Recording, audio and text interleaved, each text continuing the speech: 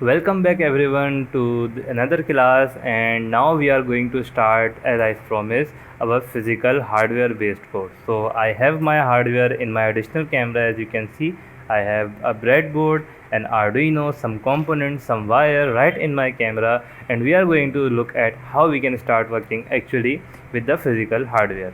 So hopefully everything is clear in your screen. Yes, and what I have here in my screen, let me hide this camera first of all. This right here is a page from where you can download the Arduino software, and to download it I have provided the link in the description. Or what else you can do, you can simply write Arduino download in your Google Chrome browser, and you can just click on the randomly in the first link, and this right here is the official Arduino website, and Arduino IDE is free of cost, it's open source. You can simply download it from these links. If you have Windows 10 or Windows 8, you can click on this button. If you have Windows 7 or any other Windows or older Windows, if you have Linux, if you have Mac OS or whatever you have, you can even download the older versions by clicking on this button here. So whatever, I am going to simply provide you a link to download the latest version from official Arduino website. Just simply click on this download button and the application will be downloaded. After downloading, you have to install it. The installation process is really simple. You don't have to add any files, any patch or anything else. Simply double click on the setup, click on next, and the setup will be completed, and then you will have something like this on your screen. This right here is an Arduino software. Now to start working, as you can see, we have white setup and white loop. We have already discussed what is setup, what is loop, what is the difference between setup and loop, and how we started programming before in the Tinkercad. That is why I started with Tinkercad, so you don't get confused with hardware and all this stuff. You will start working online without spending anything, and then have idea how it actually works. Now you have your actual software. So this right here is Arduino IDE, and this is where you will write your code. And writing code will be simple. You will simply, first of all, these gray lines, put your setup code here, put your main code here. These are called comments. Comments are just notes that you write in your code after adding these two slashes, or there are some other methods of adding comments, and these comments won't affect anything in your actual code. So I am going to remove this comment from here and here. Now it's better, it's clear. And then we can simply write our code as we have done before, like pin mode, anything like 5 output here, and simply digital write 5 high, and just like that you will keep coding. Now before we start coding, let's look at the hardware and how it will work. So I am going to open my camera here.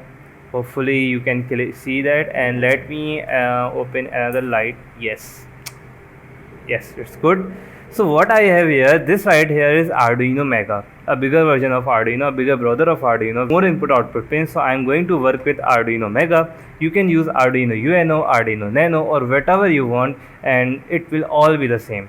Then I have this right here is a IR sensor, infrared sensor. There are different types of infrared sensor. You can use any of them. And then I have this one. This right here is RGB LED, or a simple LED that we have used in our Tinkercad.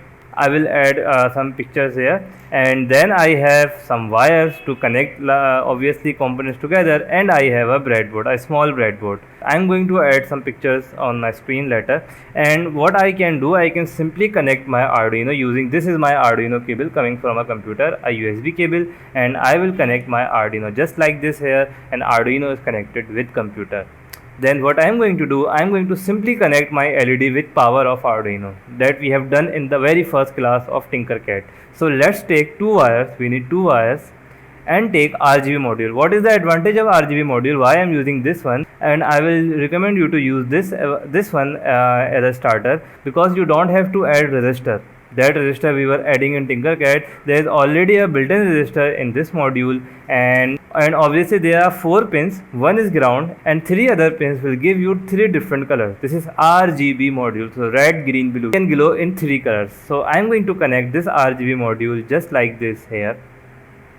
Okay, and then I am going to connect one wire from the R terminal or red terminal, and the second wire from this minus ground terminal. I will add some B-roll shots later. So I have connected two wires, and then I am going to connect these two wires with Arduino directly.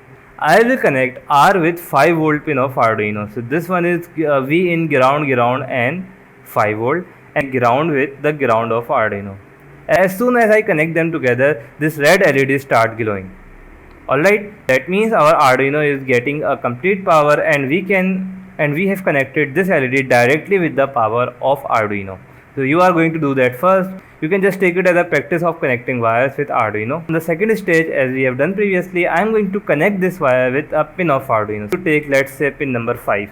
So let's unplug this wire from 5 volt, connect it with pin number 5 of Arduino, just like this, randomly.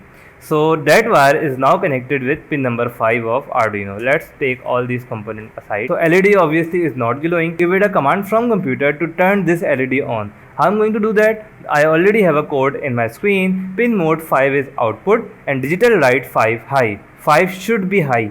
How I am going to connect this code with my Arduino physically? And that could be the main question in your mind. So the process will be tools. In the top bar, in the top window, I am going to tools right here, and in tools I will check my board, my processor and my port. These are the three things you will check, and these are compulsory. So in my board I have selected Arduino Mega. You can change it to Arduino UNO, Arduino Nano or any other board.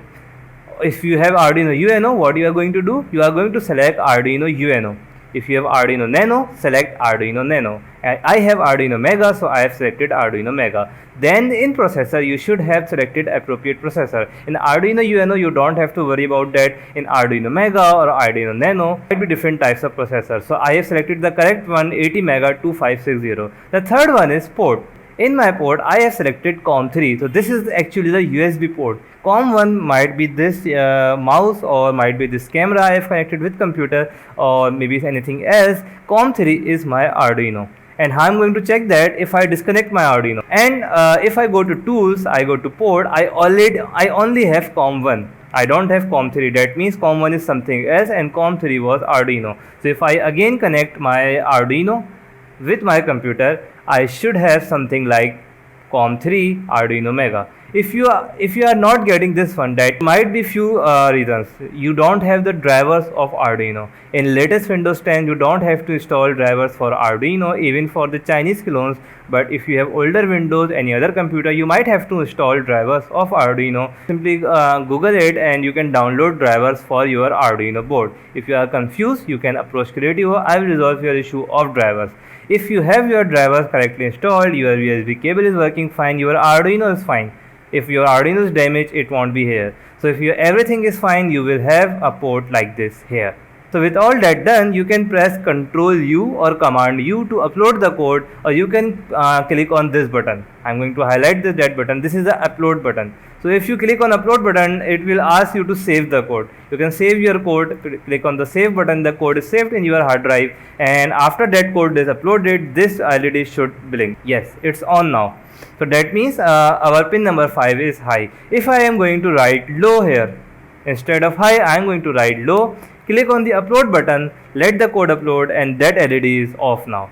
So this is how you can upload your code. This is how you can connect your component physically with Arduino. This was very important. If you are confused, repeat it twice or 3 times, so you will get the exact clear idea how it's actually working. You should perform it along with me. You should be able to turn the LED on and turn the LED off using your program after completing this class. In the next class, we are going to attach multiple colors of LEDs with different pins of Arduino, and as we have done in Tinkercad, we are going to blink multiple colors together. I will see you in the next class.